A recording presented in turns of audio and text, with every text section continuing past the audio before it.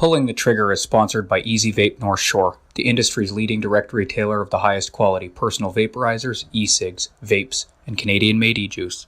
Located at 987 Marine Drive in North Vancouver, or you can check them out online at www.easyvapecanada.com. You can also donate to the Pulling the Trigger Patreon account. Patreon is a membership platform that makes it easy for artists and creators to connect with their fans and get paid. That's at www.patreon.com/MarkHughesComic. And don't forget to like our Facebook page, facebook.com/PTG604.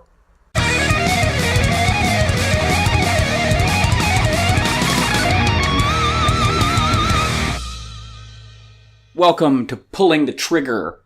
I'm Mark Hughes, and this is my podcast. Some of you already know me. Some of you are just tuning in right now for the first time. One thing I'd like to do is acknowledge that Taylor Morey is my wonderful producer, and he does all the hard stuff that I'm not able to do because I don't feel like learning how to do all this editing and uploading and RSS feeds and all that. So thank you very much, Taylor. Well, it's the date today is the November 27th, 2017. This episode will be released November 30th, 2017. Last week I released the episode with Kyle the drug dealer and got a lot of media attention from it. Some controversy here and there. Some people felt like he should be executed. A lot of good feedback though. A lot of people were pleased to hear what he had to say. Some people, one quote on the Vancouver Courier Facebook page, someone said, referring to me, says, "I'm not excusing them, rapists, molesters, murderers, but people get into situations," which is a paraphrase of something I said in the Vancouver Courier article. Are you kidding me? That speaks volumes to his, meaning me, true character. Vancouver Courier, I'm disappointed. Ugh, geez, I hope she doesn't come to my comedy shows. She will definitely not like my character after that.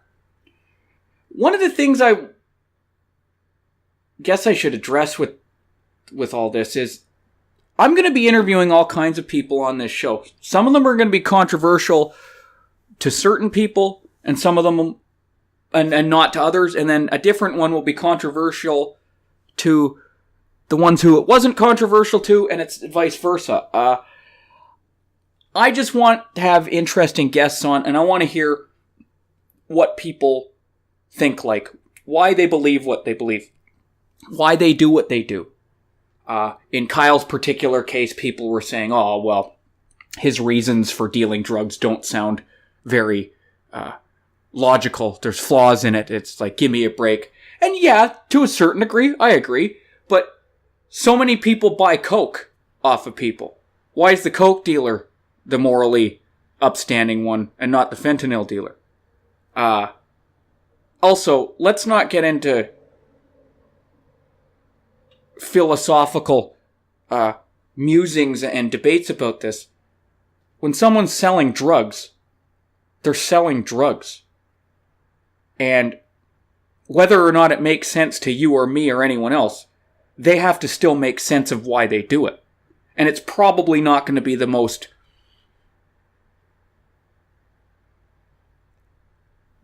middle-class cost-benefit analysis morally sound reason. I can relate to it. I used to rob banks. I used to rob people. I had all kinds of reasons for doing it. Were they correct? No, but at the time they made sense. So I can understand how people can be in those situations. Do I condone them? No. Do I want someone selling fentanyl and killing people? No. Do I want people buying fentanyl? No. But I think a lot of this stuff, without going on to this sounding like a poli-sci student, they're all symptoms of a fucking fucked up society, so I don't know. Just, when listening to this, draw your own conclusions. And that's the beauty of what I'm doing here, is I just want people to draw their own conclusions. I'm going to do my best to be unbiased, but I'm not a journalist either, so I'm just a guy talking to people. I'm not here to confront people. I'm not a Maury Povich guy. I'm not here to point out their logical inconsistencies. I think I've said that before. I just want to hear from people who do things that maybe the average person wouldn't come in contact with. And I don't want it to be a journalistic endeavor either. I did Kenny versus Spenny in Vancouver on Thursday. That was pretty fun. I was supposed to do it in Chilliwack on Friday, but I guess they didn't need me to open for them. And to be honest, when I did the show, I could see that I don't think those guys really need a warm-up act, but I'm still happy to do it. I had a good time. Audience was a bit tough. They were a rowdy bunch, a warm bunch, but a rowdy bunch. Had to be on my toes. I earned my money that night. The promoter said to me that apparently he knows people who know me and some of them can't book me. He said, I do greasy shit and I'm too dark for certain venues. I don't know. Yeah, sure. Okay. I've come to terms with the fact that my comedy's never going to be for everyone. Some people call it offensive. Some people call it dark. Some people call it problematic. Whatever. I'm just joking about what I joke about. It's not going to be for everyone. I know I'm not going to be allowed to do certain shows. I know I'm not going to be wanted to do certain shows. I know I'm not going to be asked back for certain shows. A lot of talk about what's appropriate in comedy, what isn't. I don't give a fuck. I'm just going to keep telling jokes. Some of them will land. Some of them won't. I will get in trouble for some of them. I won't get in trouble for others. People think these days that political correctness is killing comedy. I don't totally believe that. I know it's affecting comedy. I know it's influencing it. But I and others I know still can do a lot. You just got to work a bit harder to make the joke funny. Some people say, who gives a shit if you offend people? Fun fact about me, I actually don't like offending people. I tend to joke about stuff that other people find offensive, but that's not because I'm trying to offend people. I'm just playing with a subject matter that I find interesting and challenging. And if it lands on the wrong side, it ends up being offensive. But I actually prefer if people aren't offended. I'd rather everyone's having a good time. I'd rather everyone's in on the joke. My sweet spot when I'm doing comedy is telling a joke that someone laughs in spite of themselves at. All their values, attitudes, and morals tell them they shouldn't be laughing, but they're laughing anyway. In a fun, positive, unifying way. It really is. For me, comedy is a unification. It's all of us together. I may be the facilitator of the laughter, but we're all, it's a dialogue. The crowd is unified as one entity. Now, it doesn't always work like that. There's not always ideal audiences. There's not always ideal environments. I'm not always ideal. I'm not always the best at pulling it off. But ultimately, that's what I'm going for. I don't believe there's any topic that's off limits in comedy. I think anything can be joked about. I even joke about fentanyl overdoses. You got to be careful sometimes when and where. Joke placement, where it is in the lineup, how you say it. Maybe I can do it at certain shows, maybe I can't. But that's okay. I'm just going to keep doing it. And for those listening who like that type of comedy, we need you coming to shows. Because a lot of people who have money, or who control the money in comedy, are starting to think that there's no future in this type of comedy. We need you to come out. Soldiers, dark comedy, offensive comedy, whatever you want to call it, soldiers. Come out to more comedy. Seek it out. I'm not the only game in town. I can direct you to more. If bookers and industry see that there is a market for this, they will make more room for shows like this. Right now, it's a lot of independent work, or unless you're someone like Anthony Jeselnik who gets a break and they can see the comedy is a money-making thing. So people aren't going to book anything that they don't think they can make money off of, especially if they think it'll turn people off. So comedy clubs won't book certain people. I'm one of them sometimes. If they think that I'm going to turn off their audience and their audience won't return. The audience is there to spend money at the comedy club. The comedy club makes money off the booze. So if the entertainment is deterring people from buying booze, you see where I'm going. But the thing is there is a lot of people who like this kind of comedy, and I want them to come out more. The problem is, I've found, this is one of the reasons I started the Comedy Shocker, is a lot of these people don't go to regular comedy.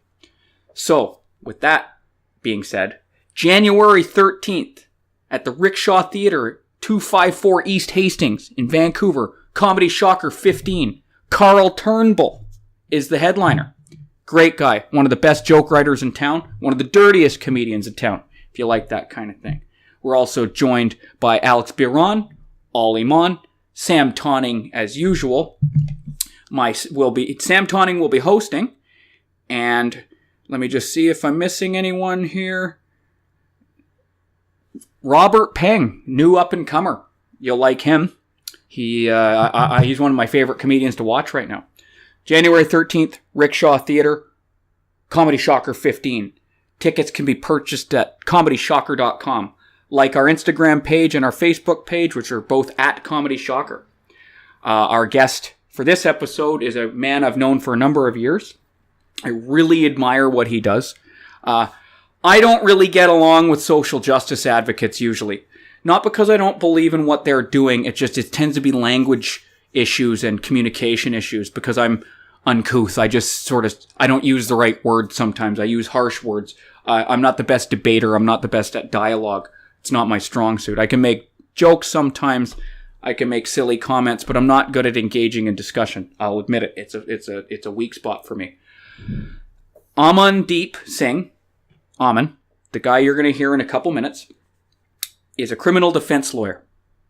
And by his own admission, he does not mind not making as much money because he really believes in the job. I found out that he has been an activist for years and years and years. He speaks a bunch of different languages, as you'll find out. And he goes on to explain why he believes that everyone needs a lawyer, that everyone needs to be defended. And I'll let him explain it because it's way better than I could. It's really cool getting to know people on this level, people who I've known for years, and he's a guy I really admire. He's another guy who has a very peaceful energy, and I don't know how to convey it properly, but like just being around him, I feel immediately like I could trust the guy. So if I was ever jammed up in the past, I wish I'd known about him. I would have hired him immediately. Knock on wood, hopefully it never happens again, but I will I would probably seek out his services. So, without further ado, let's talk to Aman Singh. Ferrets are... I got a new one, Puppy. A puppy, oh. Oh, I call him Puppy. Yeah, he acts yeah, like yeah. a puppy. Yeah. So he's one. Just got him about a month ago. I got Chuckles, who I got last year. She's almost 3, apparently, because I got her from somewhere else. I don't know. And I got Goku. He's the old man. He'll be 6. He'll be 6, wow. Yeah. So, that's my family. Perfect. Well, yeah, I mean, I have Dave and Charlie, and Dave is 2 and a bit, and Charlie's like 4. The dogs. Oh, you have dogs? Yeah. I didn't even know that. Yeah, both mutts. Yeah. Oh, cool. So adorable. Yeah. We're talking animals. My guest today is Amandeep Singh. Hey. Yeah. Thanks, Mark. Yeah, no problem. Thanks for coming, man. So I've known Amandeep for Aman, as I like to call him, for a few years. Aman is good. Aman, for a few years now, and we know each other through a mutual support group. We do. Yeah, we do. And I can tell everybody. Everybody knows. Yeah, we're sober. We don't drink. So. We're sober. We don't drink. Yeah. There you go. Among other things that we don't do. That's right. Anymore. That is. Yeah. We've had our fill. Yeah, that's right. How long have you been sober for? Just over 7 years. Nice. Yeah, 7 years in August. Nice. Yeah. I just took 11. You just took 11, right? I thought you were in the 10 plus. Yeah. I seem to remember. If I remember correctly, I remember when you first came in. Yeah. That was yeah. We'll get to that in a minute, though. Yeah. So this podcast is I interview interesting people I know. Right. Well, that's a compliment. Yeah, it is, and you're someone who I've always found fairly interesting. So why don't we just start with what do you do? Well, I'm a criminal defense lawyer, right? That's what my quote unquote job is, and I've been doing it since when did I get called? 1999. I've been a criminal defense lawyer primarily since 1999. And when you say called, that meant called to the bar? Called to the bar, yes. Okay. What school did you go to? I did my first year at University of Windsor, right? And I went out there with the big goal of they have this great program where you can, if you take school over the summer, you can also get it was called a JD at that time in the US as well. So you get degrees in both Michigan and in Canada, right? But I'd never lived in a place where they actually have real winter. You know, I grew up in Hong Kong, right? I didn't know that. Yeah, I was born in India. See, I knew this would be a good guest. Yeah, there we go. I left when I was like less than a year old. My parents took me to Hong Kong, and I grew up in Hong Kong, tropical place. And so, first year in Windsor, I rented this really gnarly basement, as students do, right? And this like tiny one-room place. And then one winter morning, we had this massive storm, and I couldn't get out because all the snow had just pushed the thing in, and there was no windows in this place, right? And I was just like, I claustrophobia. I panicked. I thought I was gonna die. Like the place was gonna burn down or something was gonna happen. And that was it. That was like November or December in Windsor, 1995 or 6, and I was like, I gotta leave. Fuck this shit. Right? Yeah. So I transferred back to UVic, and then finished off my law degree at UVic. Wow. And then got called to the bar shortly thereafter? Yeah, 99. Yeah, article for a year, and then started practicing in 99. So you grew up in Hong Kong. Do you speak Cantonese? I do. Oh. I do. I mean, I should be fluent. I was there for 18 years almost.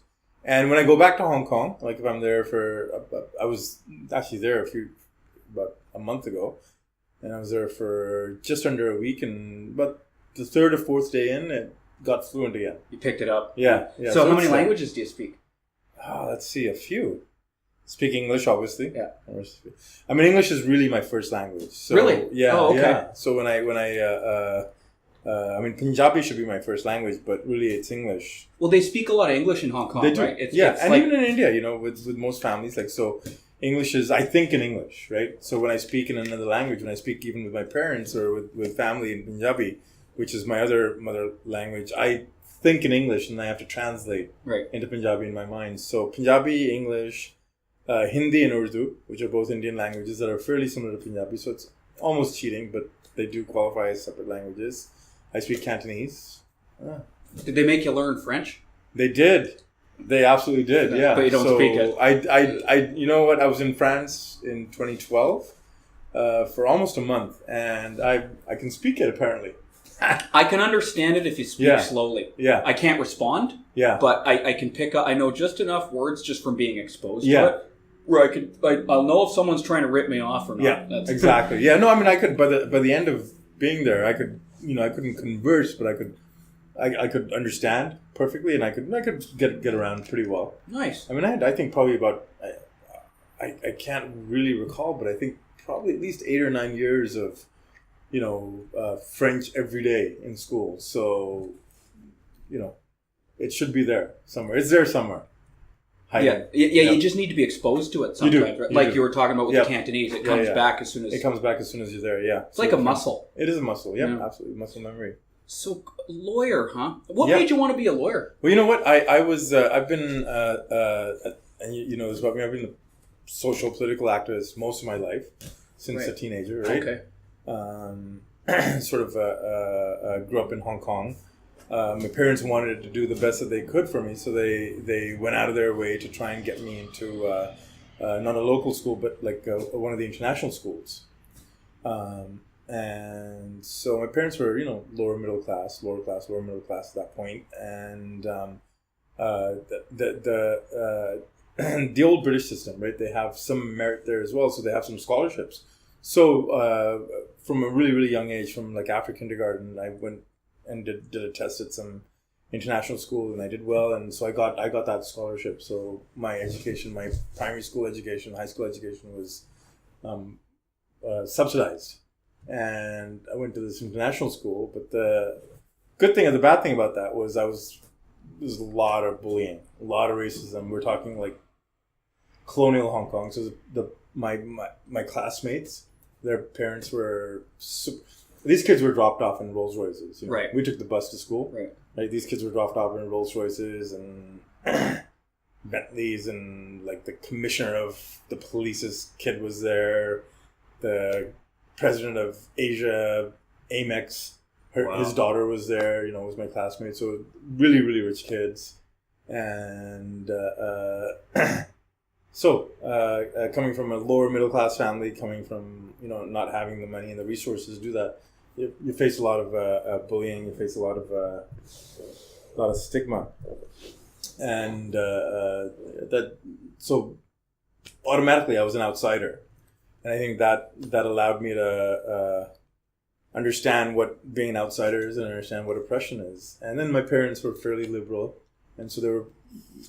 And the Sikh religion itself, the spirituality is fairly, it's a very egalitarian spirituality, and it talks a lot about equality. And Sikhs acknowledge Christ as a prophet, don't they? No, the Sikhism is it's not part of the Judeo right religion, so it's a completely different religion. But it's a very spiritual, very egalitarian religion, and it came out, as a form of rebellion against the orthodoxy of Islam and Hinduism at the time. That's right. Yeah. So, getting rid of the caste system, getting rid of gender biases, so all of those things. So that's sort of built in when you grow up. When some of the things that you, as a Sikh kid, when you grow up as like egalitarianism, equality, fighting for the oppressed, are real big sort of norms in society, right? In our culture.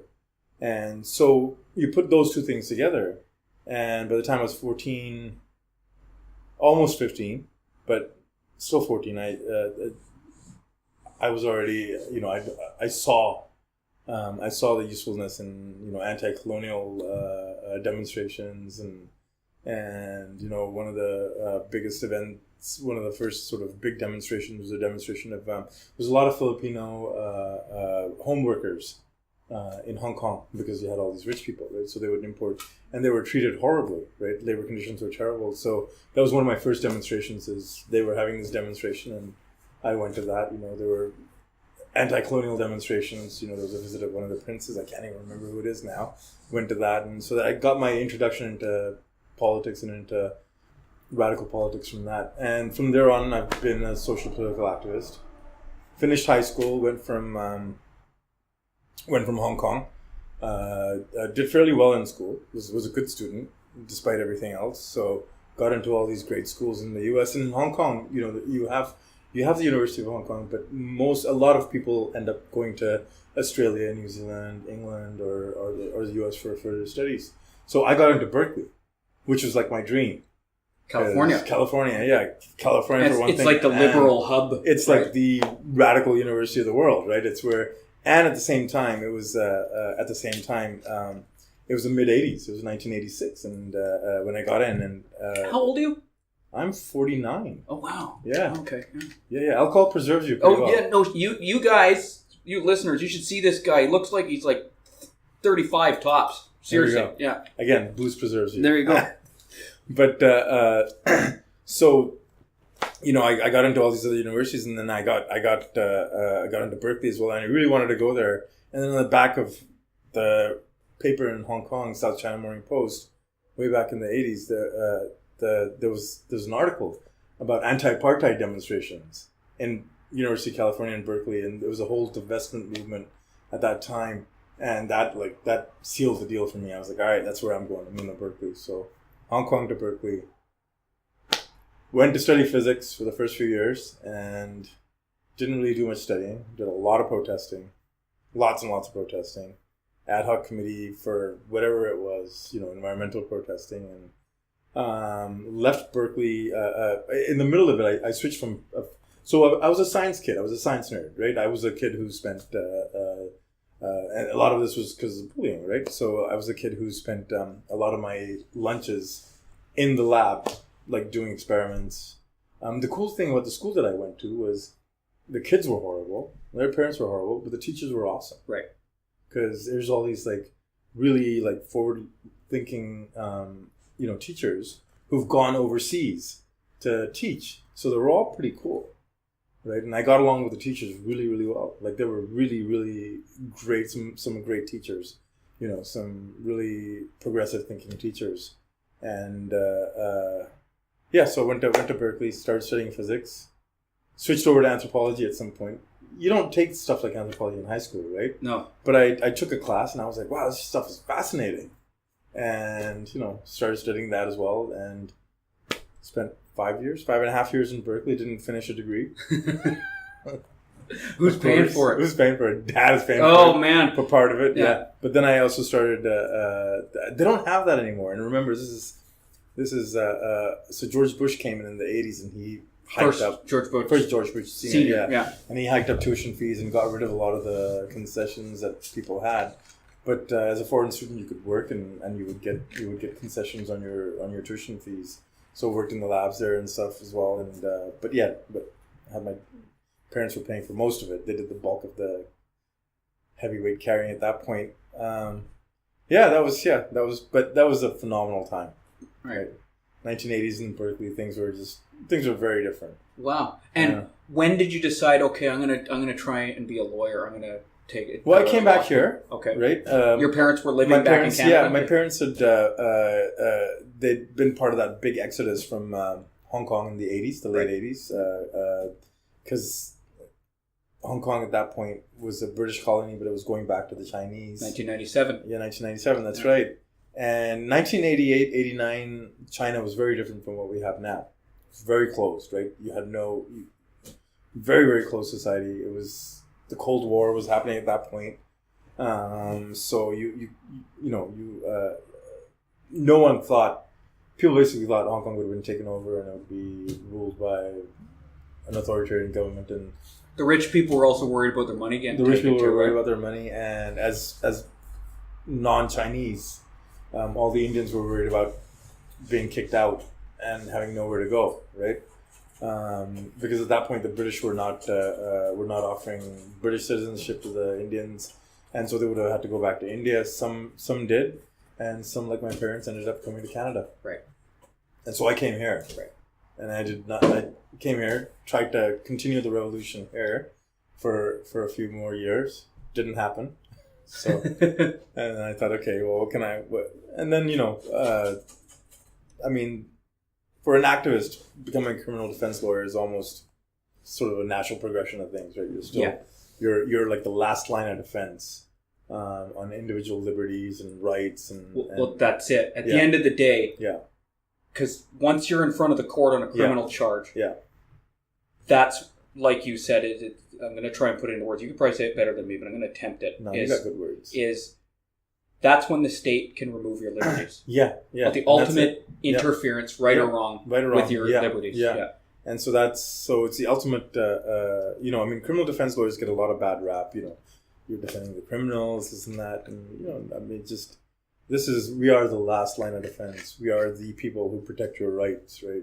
Protect your liberty. Someone once said to me, and I know this probably doesn't apply to everyone, but someone once said to me that the reason criminal defense lawyers do what they do is it's not so much that they are representing their client, but they're also making sure that the law works the way it's supposed to. Absolutely. Yeah.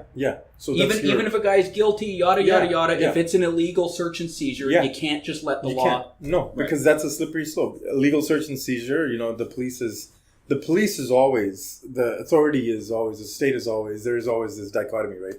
And the state is always, as a big machine, will always try and take away, because it's easier just to do a wiretap without asking you, right? It's easier just to search your bag, It's easier just to do all of those things. But what happens if you allow the state to do all? We've seen what happens, And unfortunately, our liberties are really at risk right now with what's happening in the U.S. And ever since 9/11, things have really been very sketchy, and liberties have been attacked, right? The state can get away with a lot more now than it could before. And again, we're the last line of defense. And you know what? There's, there's documented cases, there's studies out there that, everybody deserves a defense, but people, people do things, this, right? People do things because of the situation that they're in, right? You don't have good people or bad people. You have situations, and without having someone to advocate for you and explain that situation, you're going to be thrown away, right? And so we make sure of that, and that's why I came into this. It's why I do it. It's the least financially, right? I was just going to ask about that. Yeah. I'm one of the poorest lawyers around, right? But I love what I do, and I wouldn't trade it. I do some immigration work as well, and I do some other stuff as well. But this is what my passion is. Do you like it still? Yeah, absolutely. After all these years? Yeah, after all these years, yeah. It's not only that. Not only is it good work, but it's also the most intellectually stimulating work, and like writing up contracts and stuff. Not the most exciting work. Here, you're dealing with big concepts. You're dealing with right, to search and seizure, your liberties, you're dealing with some of the most like those concepts that you can really wrap your mind around, and some really, really hard intellectual concepts. So it's the most stimulating area of law, right?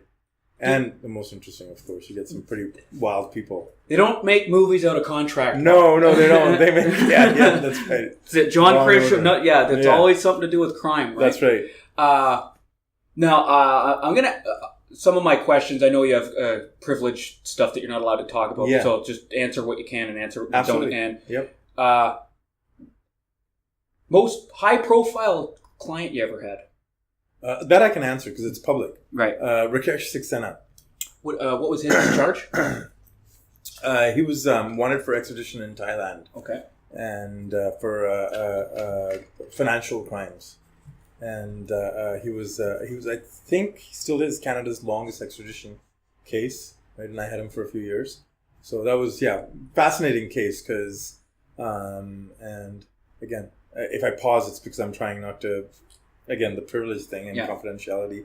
So what's in the public, like I was on the when he was eventually extradited back in 2009, and he was held in custody for a long time. He was held in custody for a long time. He's the person who was held in custody in jail for a few years, and then his previous lawyers made a novel argument saying that this is costing, this to incarcerate someone and keep them in pretrial costs this much. He's willing to pay for himself because he's rich enough, and so he had his own security. He paid for his own security, so he was under house arrest in a condominium in Falls Creek first, and then moved out to Richmond. Which he paid for his own jail-like premises. So the security guards have to enter into a contract where they he paid for it, but they were working essentially for the government. Oh wow. Yeah, so it was very interesting. Yeah, it was a great client to have. A great intellectual case, because really the crux of it was there was many different things in this case, but and I think you can probably find this online somewhere or other, but one of the arguments that he made that was really fascinating was, and this is the thing. Here's an extra, here's a crime. This person's charged with a crime of a financial crime, right? But he's wanted back in Thailand, and so Canada's going to try and extradite him to Thailand. And one of his arguments against the extradition was that we don't have an extradition treaty with Thailand because Canada's extradition treaty with Thailand was with the Kingdom of Siam through the British, and it was an extradition treaty that dated back to the colonial days, and so there's that one layer, and one of his arguments was that World War II got rid of that treaty because it's a little known fact that the Kingdom of Thailand sided with the Axis during that time. So it was an enemy. We were actually at war. Canada and the British colonies were at war with Thailand. And when you're traditionally at war with a country, your treaties are thrown into the wind. You have to renegotiate and re-sign all of those. And as proof of that, Australia, New Zealand, even England itself signed new treaties. We never did. So there's, from this is the sort of fascinating. You could write a novel about this. Yeah, it's fascinating. Yeah. So I was looking at the Statute of Westminster and treaty between the Kingdom of Siam and the Crown from way back in the 1900s. The Kingdom of Siam doesn't exist anymore, right? Or Thailand is still the king. It's still a kingdom. Oh, okay. Yeah. So, but that was I don't know what the official. I can't remember what the official title of Thailand is, but that was the original treaties. And so, it was just all this fascinating stuff from just a simple sort of looking financial case, right? So he ended up getting extradited? He did end up getting extradited, yeah. Is it one of those things where he was looking at a life sentence there or something like that? Or Yeah, it was, he had to be tried. Right. Still back, so he went back and got tried, and I didn't really follow up on that much, what happened there, but yeah. That's one of the interesting cases. Right. Yeah. I remember it now because I remember in the paper the guy had his own security. I remember that part. Yeah. Do you remember what year that was? 2009 is when he got extradited. Yeah. I was out of prison by then. Yeah. Do you ever remember a time that you were doing your work that you felt that you impacted someone or society the most? Is there an example you can give where you were like, I can give myself one pat on the back for what I did here? Well, I think on that happens quite a bit. Yeah. As a criminal defense lawyer, on I just recently I did a sentencing on a drug case, right? A dollar dope case. Right. And so what traditionally happens in these is, unfortunately, the police have the way the system works, right, is the people doing the dealing are very, very low level and usually addicts, right? Yes. So and nothing confidential disclosure because no names disclosed, but my client was an addict, right? Heroin addict at the time, and classic setup, right? His buddies at work had given him heroin and got him hooked, and then they started getting him to deal, and he got caught, right? And really nice guy. He got caught. It was a shock to his system. Luckily, he went in the right direction, right? He got onto methadone while he was in pretrial, and he followed through with that, and just it was a waking up moment for him. Right. Changed his life around within a few months, right? And that was a couple of years ago, right? And sometimes these cases take a long time getting through the court system, right? And so his crime for what he got caught for was way back in 2013. And this is before fentanyl, right? And unfortunately, there were traces of fentanyl in what he had been selling. He didn't know about it, but I mean, you're dealing drugs, you don't know what you're dealing, right? So he should have known about it. There's no quality control board? No quality control board. So the problem there is that, sure, if you're caught, like the sentences for dealing fentanyl because of the crisis, and rightly so, are fairly strict, right? But in 2013-14, we didn't know. The crisis wasn't upon us, right? People weren't dying as they are now. Like there wasn't public knowledge of this. But if you're doing dial-a-dope now and you're dealing with whatever, you're probably dealing in fentanyl, and you should know that you're dealing in fentanyl, at least since 2014-15, right? At that time, they didn't. So the Crown wanted to throw, like, the minimum sentence for that these days is like 2 years. And this guy's got a whole life now, right? He's turned it around. He's been on methadone. He's kicked his ass. So they wanted to sentence him for a based crime on, few years ago based on standards today. Today, exactly. Yeah. And I argued successfully, and the judge agreed with me, right? That's not correct, right? And so that was a real pat on the moment, because he was looking at some 2 years and more, some serious time. Especially in BC. Yeah. It used to be back in my day when I was rocking and rolling that to get a penitentiary sentence, pretty fucking hard, actually. You had to almost kill someone. Yeah. Dealing drugs, not really. It was really difficult to get one. And here, this guy was, he was, like I said, he was an addict, right? He had a disease. He wasn't selling it willingly at that point. He's not himself when he's on heroin, right? So he's got a metaphorical gun to his head. Yep, exactly. Absolute metaphor, and probably a real one too, from what he says, right? Like these are scary people, and so he just but he turned his life around, and he's just a regular laborer working, found someone, like, has a family now and is really trying to better himself, and this would have set him back, right? He would have gone back, and he would have probably ended up more dangerous than when he would have gotten in. So yeah, you get those moments all the time. It's really, it's quite fulfilling in that way.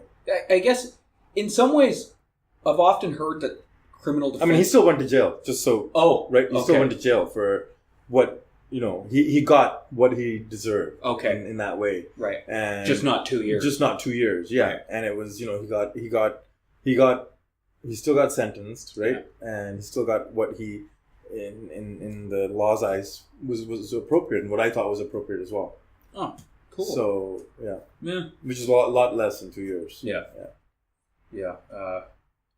Anything under 2 years you do. So if you can stay in the provincial system, time is harder because the provincial, for some reason, you have less rights. I don't know how it works. Yeah, you have less. Yeah, you have less. Yeah, but you're You'll probably be out pretty quick. You'll probably exactly, and by the time you get processed and get from pretrial to wherever he's almost on his way out anyway. So for listeners who don't know what the hell we're talking about right now, provincial means less than 2 years.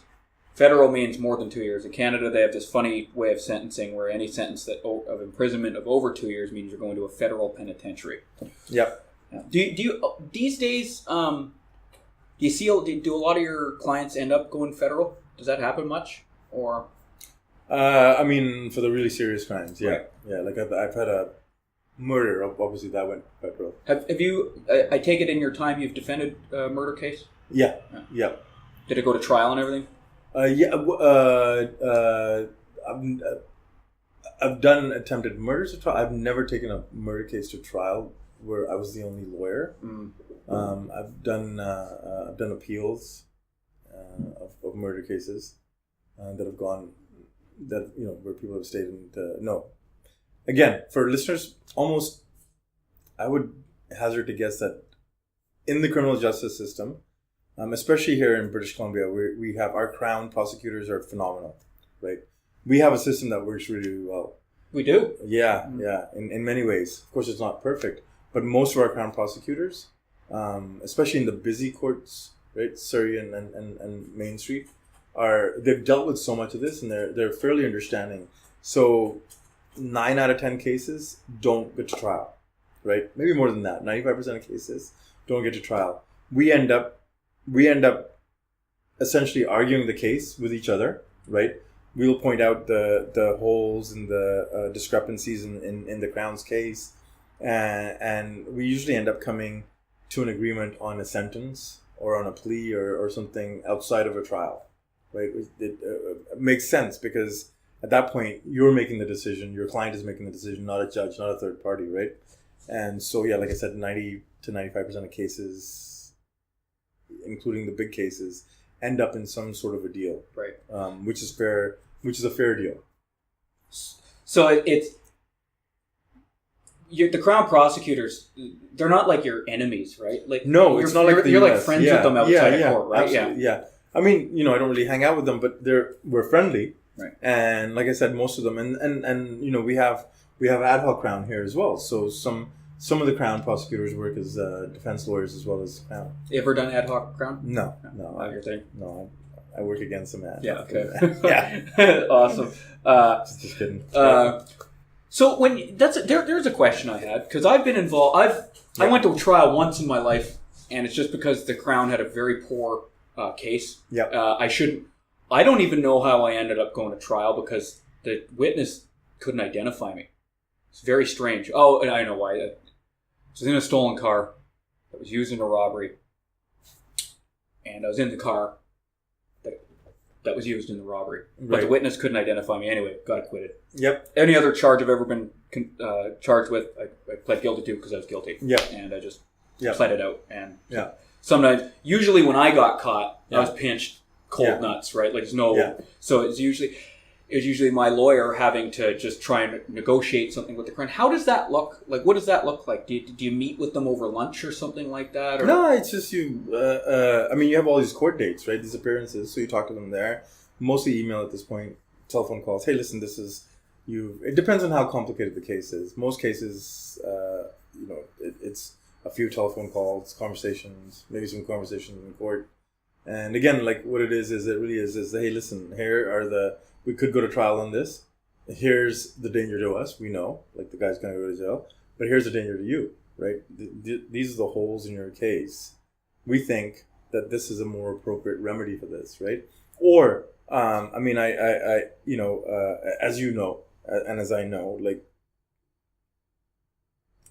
I don't even know what the statistics are. There are statistics out there, and I think they're as high as like 75 or 78% of almost all crimes that get into the criminal justice system have either alcohol or drugs as the basis. I hear ranging from 60% to 90%. Yeah. Either they were committed while under the influence or trying to get it. Trying to get. Yeah. So, and that's our courts here are really receptive to the idea of recovery, right? Mm-hmm. People before me have done a great job at introducing the idea of recovery into that, and our recovery community here is incredible. Has a great reputation. So judges are receptive to that. So that's the other thing is a lot of things, if you can identify that this is a situation where the person may benefit from some counseling and some rehab or something. Yeah, you point them in that direction, and you've not only dealt with the criminal justice case, but you've dealt with someone's life issues as well, right? Because you're in recovery, do you ever find yourself para-counseling some of your clients? All the time, yeah.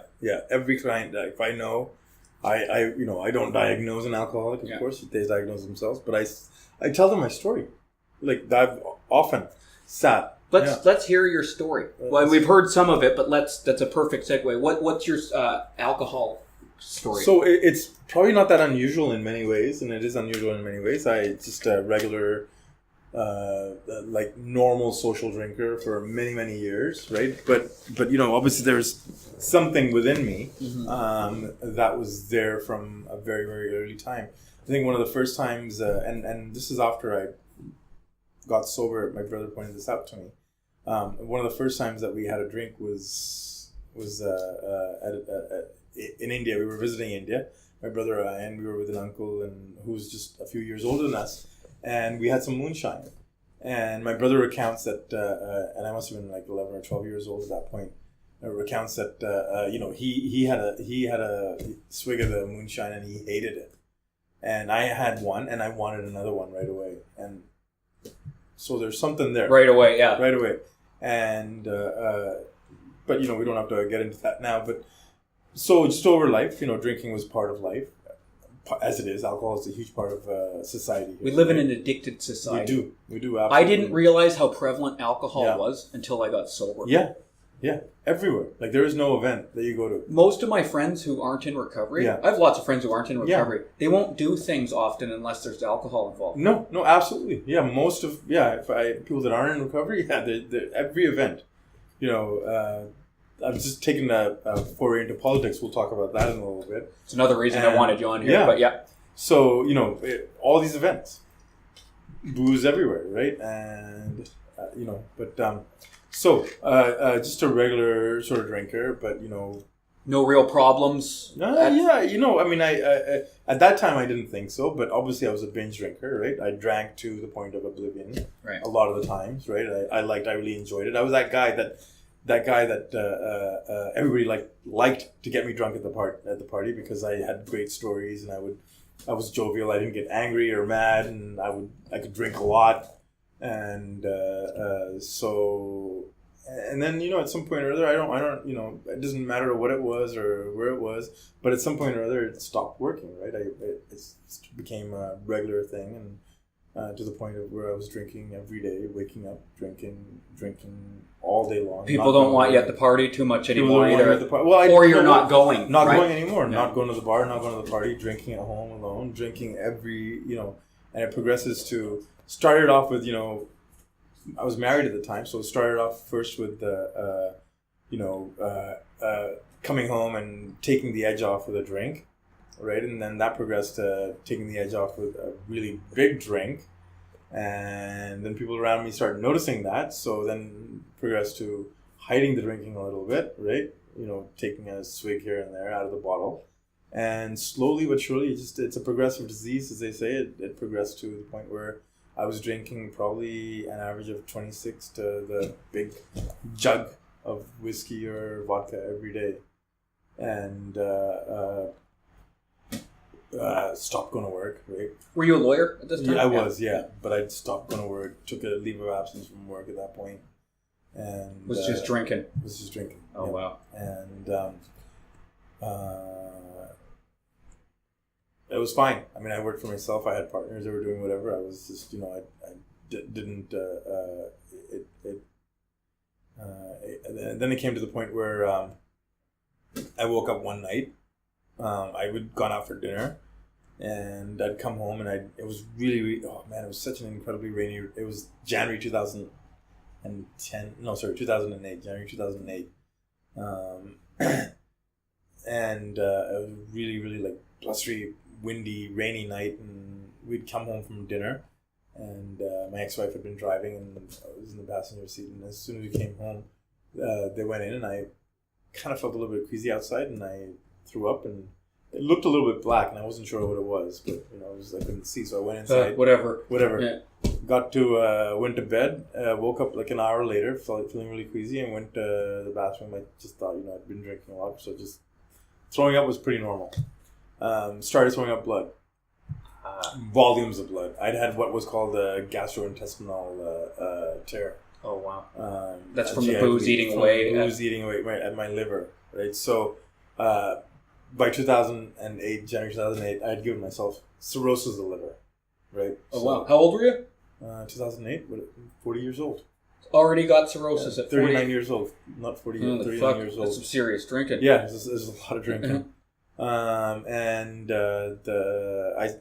when I say throw up blood, I mean blood, like volumes and volumes of it. Not just blood in the vomit, you're actually vomiting. You're actually vomiting blood because you're bleeding on the inside. Oh, wow. And that was it. I knew what it was. Right.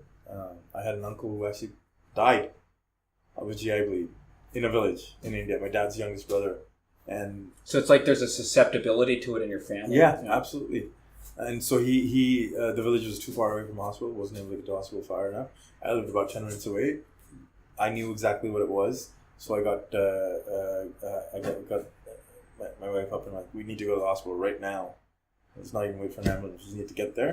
Got there, and I was in the ICU for the next few days, and they stitched me up. Weren't sure if they were going to be able to save me or not. They did, right? And that was when it first hit me that I really need to stop drinking. And that morning, I remember waking up early in the morning, and doctors get in really friggin' early, right? Yeah. And I remember my GI specialist, great doctor, Dr. Marty Fishman. He came in, he looked at the chart, and they'd obviously run all the tests and everything. He looked at the chart, and he looked at it, and I remember him sort of shaking his head and then putting the chart back. And when he left, I'm stuck. I'm on this bed, and I have probably like 17 or 18 tubes coming out of me because they're feeding me with all sorts of medicine. I sort of shuffled over and looked at the chart, and it's written right there, cirrhosis of the liver, right? So it was just, and then next few days in the hospital, they're like, you can't, being told repeatedly, and you cannot drink again. You will die, right? You're going to bleed out, and you're lucky you got here fast enough. Another half an hour and you would have been dead. You still don't have enough blood in your system, and we put in like, I can't even remember. I think 4 units is what it was. You had to have a blood transfusion. Oh, huge! Yeah, like wow, massive blood transfusion. So that was it. That was when my alcoholism. Even though I knew for the months before, and we always know a little bit. We do. Right? We do. We just fight it and pretend and hope we can outrun it, basically, right? And I mean, I even tried to do a few things beforehand. Went to see a psychiatrist. Before this, and went to something called Smart Recovery before this. And then you do the fucking around where okay, I won't drink at this time. Yeah. I'll try and control. I'll balance on one foot while the moon's full and all that. Absolutely. Yeah. So this came big slap in the face. Man, you got cirrhosis. You drink again, you're gonna die. Right. But that doesn't stop you. Right? And I mean, that is the definition of a true alcoholic. Right. A hard chronic drinker can stop given enough. You're gonna die. They go, okay, better stop. Yeah, better stop. Yeah, or your wife is gonna leave you. Better stop. You're gonna lose your house. Better stop. Whereas someone like me, I couldn't, right? And I wanted to. I was drinking against my will after that. Right. I really wanted to stop, but I couldn't. You're at that point where you're taking the drink, going, "I wish I could." I wish I could. Yeah, exactly, absolutely. 2 weeks in, I'm out of the hospital. wasn't even a day and a half, and I was like, I'm feeling fine now. I can control it. And back at it again. So that was a struggle from January of 2008 to August of 2010. I was in and out. I had 3 GI bleeds. I went to rehab a few times, right? But for the grace of God, go I, right? I'm here. What's your sober date? August 10th, 2010. August 10th, 2010. Yeah. August 10th is Prisoner's Justice Day? Yeah, that's right. Yeah, that's right. I always remember that. Yeah. I still feel guilty to this day when I eat. That's wild. Prisoners Justice Day is, I don't even think that's its official title anymore, but it's a day where people in prison and outside, it's a day of mourning and sort of like a remembrance day for people who've died unjustly in prison. Yeah. Yep. Yeah. So August 10th, 2010. Yeah. And you've been sober since? Yeah, I've been sober since. Every day? Every single day. Not, you don't even have a drink on your birthday? 24 hours a day. Oh, man. Yeah, I know. How's sobriety? I love it. It's fantastic. I mean, life is just beyond, belief. It really is. It just, I mean, I can still enjoy myself at parties probably more than I could, and I remember it now, which I didn't before, right? It's phenomenal. It's better than anything I could have absolutely imagined, right? And it segues into your work, yeah, like you were just saying, right? Yeah, that must be, that I can help people. I'm a better criminal defense lawyer because I can recognize it, right? We know. Yeah. When someone comes in, we hear the story. I know that this person's got an issue, and I know how hard it is, and so I tell them my story. I tell them, hey, listen, you might want to do something. I go to AA, right? I go to Alcoholics Anonymous. There's many different ways to get to this path, and I chose, and it works for me, and it's worked for millions of people. I chose Alcoholics Anonymous. It's a wonderful program, worked for me. So I tell people, hey, listen, do whatever you need to do. Do whatever, do some research. But I still go to AA meetings, and maybe you should check one of those out, right? So you're public, you're absolutely, it's not a big secret that you go to AA. No, absolutely. And I mean, this is someone helped me.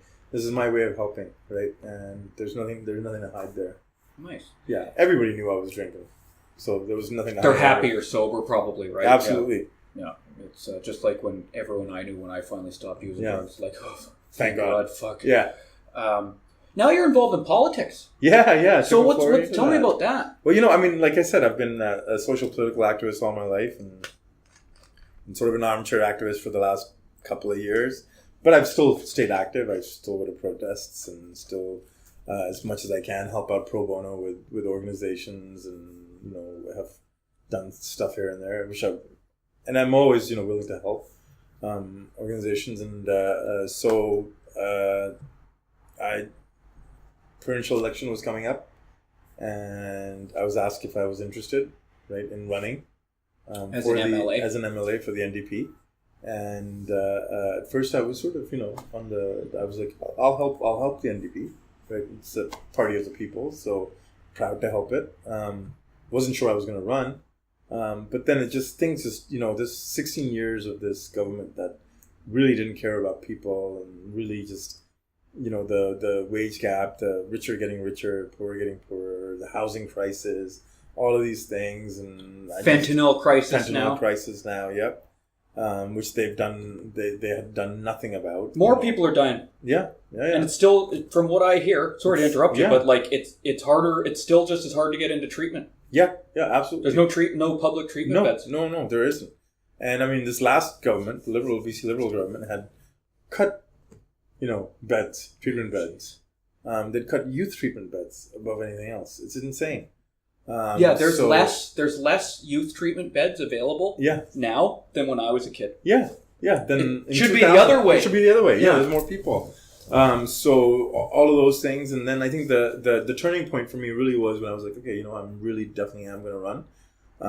Was when the last premier, Christy Clark, came on government, when they lost that education case in the Supreme Court of Canada. And so this is a government that had been fighting teachers for 16 years. Fighting students, fighting people for 16 years, and they lost. They took this case all the way to the Supreme Court of Canada. Costing a shitload of money. Taking for whatever it was, 2002 to 16, so that would be 14 years. For 14 years, students not getting, enough class sizes, education, resources. So 14 years, that's a lot of students. There's some students that went through all their school years without the resources that they should have had. She came on TV, the premier came on TV after they lost, and with that smile, that fake smile on her face, and with her lieutenants flanking her, took it as a victory, took it as their own victory. Yes, this is great. Now all the barriers to education have been taken away, and we can fund education properly. And that cynicism was just disgusting. especially in the era of Trump having just been elected and all of this. So I was like, all right, I'm going to do this, and I ran for the New Democratic Party as their MLA candidate for Richmond Queensborough, which was a long shot seat. Right, the last time the NDP won a seat in Richmond was in the Dave Barrett government in the 1972, 72, 73, whenever that was. Way before my time. Way before my time too. Yeah. So it was fun. It was great, a great experience. You didn't win? No, I lost. Lost by a very, very small margin. What are you doing? I want winners on that. I know. Yeah. Lost by 134 votes. That's it? Yeah, that's it. 0.03%, I think it is. Yeah, that's a small. When it's in the hundreds, I know it's. When it's in the thousands, it's small. Right? Yeah, it's and so this was my seat was one of those 3 seats that was, in the sort of mix for the 2 or 3 weeks that we didn't know whether there was going to be a judicial recount and I didn't expect that, right? And I hadn't expected that, and I think no one had expected that. So that was great. It was great working on that campaign. It was great to be able to work with the NDP and work with people. Because, I was working with my people. I was working with people who were progressive, who cared about people, who cared about regular people. And so it was just it was a great experience. You know what I find interesting is that, because I'm talking to someone who actually, I'm not trying to blow smoke up your ass, just the way I see it is who actually goes out and does the work to help the people, to help the marginalized, to help the oppressed and all that kind of stuff. You're a criminal defense lawyer who won't work for the Crown. And one question before I finish my rant. Are there any clients you won't take? Any charges you won't defend? Nothing on top. No. I mean, I'll each individual. I will take because everybody deserves. I've had sexual assault cases where they've been pretty hard, and I've been damn sure that they've been innocent, and they've been found innocent. Right. Because so people do get wrongly charged all the time. So. Get to that in a second. Perfect. Yeah. You're doing the work, and see, social justice has become a trend now, right? And you know the type, and so there's this type of person, which is a fad, where it's like they love getting offended at things, they love protesting things online, Facebook, but they don't actually go and do shit, right? And that's the funny, the interesting thing for me sitting here with you is. They would have limits on who they would help. Yeah, absolutely. You're saying, no, everyone deserves representation. Yeah. That's admirable. It really is. Yeah. Because I'm so exposed. I'm out of the life, right? Yeah. The closest I come to the life is like going to meetings and stuff. Yeah. And talking. Like most people I know these days are quote unquote normal. Yeah. They don't have much contact with the stuff that we're talking about. Yeah. So for them to like come face to face with someone who's been charged with rape. Or something like that. They just go, no, monster, irredeemable. Yeah. Bring out the pitchforks. Yeah. And don't get me wrong, I'm not pro-rapist. Yeah. But I don't think anyone's irredeemable. No, not a single person in this world is irredeemable. No. And I mean, it's a complicated thing. Mm-hmm. Abuse is a cyclical thing, right? Abusers are generally people who were abused at some point or other. So you've got a choice as a society. What do? Do you deal with the problem, right? Do you deal with the mental dissonance, or do you just friggin' lock them away in a cellar and throw away the key, or even worse, execute them? And I don't believe that that's a society that I want to live in. I want people are not evil. Bad things happen to good people, right? And everybody deserves a chance, right? And I think we have a fairly fair system where if you've done something, you will probably end up paying for it, but what that price has to be fair, right? And that price has to make some sense, right? So, like with my fentanyl guy I was talking about earlier, here's someone who wasn't dealing, who's probably who's an addict who got stuck in it. Had the government had its way, he would have been sent to federal. He would have come out worse than he went in, right? That would have been a life wasted. Not only his wife's, his child's. Yeah, because he's got a family too. Yeah, he's got a family too. So, 3 lives wasted. And a person who's paying taxes for all those people who pay taxes, who's working, who's contributing to society, taken out of society, and guaranteed he would have come out much worse off, right?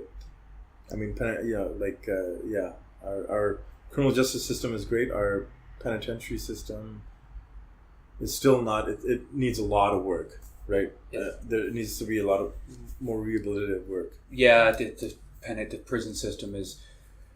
Canada likes to hold it up like it's really progressive, but it's fucking bullshit. It's a thing they can use at international conferences and stuff like that, but it's really you go. Here's the thing I tell people all the time when I'm like, I don't consider myself a patriot. Hey, I'm glad I live in Canada, but I don't consider myself a patriot. People go, why not? Da da da da da. List universal health care. Da da da. I go, when you've been in prison, and you've seen the guts of this country, you go, you're like, fuck off, right? That's So go to a First Nations reserve. Nothing to be proud of, right? Down. Yeah, I did. Hey, this afternoon I was with one of our friends, right? And had lunch with him, and we were in Wally. Okay. And so he was from there originally. Like he spent some time there, and he's got 4 years, right? Great guy, and like phenomenal person. This is someone who was running around wreaking havoc on the streets because he had a really, really bad disease, right? So we were down there, and we went down and we had a look at the tent city that's down there. It's good in a way because there is a community there, but it's grown.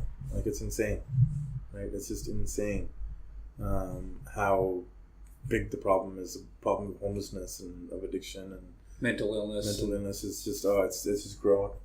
So you said overall you like our system, or sorry, that might have been putting words in your mouth. You overall our system is fair, you think? Yeah, I mean it can be fair, right? There's always improvements that can be made, but it's a pretty good system overall. Our criminal, like the way that our criminal justice system works, needs improvements, and we talk about that in our lawyers groups and outside of it, and but it's a compared to some other criminal justice systems, it's fairly good. Right. I remember any sentence I ever got for any crime I ever did, I was never like, hey, that seemed unreasonable. I was like, that's fair. I have no beef.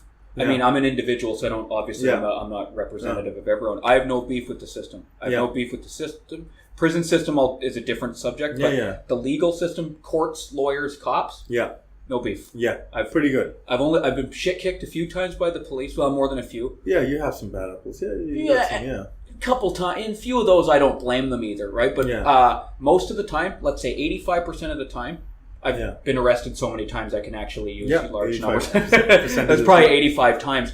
The police were very professional with me. Yeah. Once I was apprehended, once I was in cuffs, they didn't treat me like shit anymore. It was just they didn't try to violate your rights. Yeah, I'm pretty. Nope. It's commendable. Yeah, it really is. Unlike our friends down south, absolutely, where you see violations up to kazoo. Yeah, so you were saying earlier that you've defended people that you think were innocent. Yeah. Has that come up very much? It's because there's legal innocence and there's actual innocence, right? Yeah. I guess I'm talking more about the actual innocence. Yeah, no, it's come up a few times where people have been, in the wrong place at the wrong time. Generally, it really is. I don't even go there. I come when I meet a client, I come into meeting that client with that presumption of innocence. Like I don't take my mind there, right? Because that's just if I've already prejudged them, right? Then they're in trouble. Yeah. So I go in there, and most people that have done something will tell you right away, right? Unless it's really serious, then they won't. But like most of what I deal with is not that glamorous, right? Most of it is in the old days. It used to be a lot of drinking, driving. That's all gone now, but most of it's assault, right? I think, like most of it is assault, and a lot of it is interfamily, right? Husband, wife, father, son, daughter, and then the other parts are. There's very few random assaults. It's either within the family or it's at a bar, outside a bar. There are a huge number of assaults outside bars.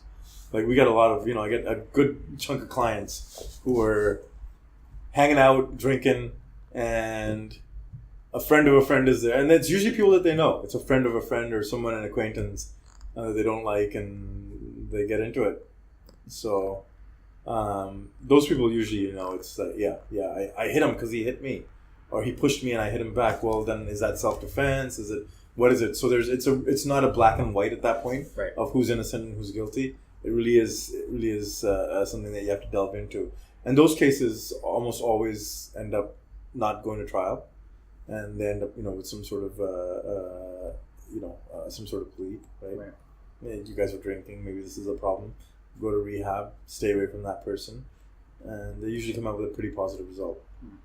But you said there was actually a sexual assault case that you dealt with where you believe it was totally wrong. Yeah. Me and my partner, we did that together, and we were very, I can't really talk about it that much, but we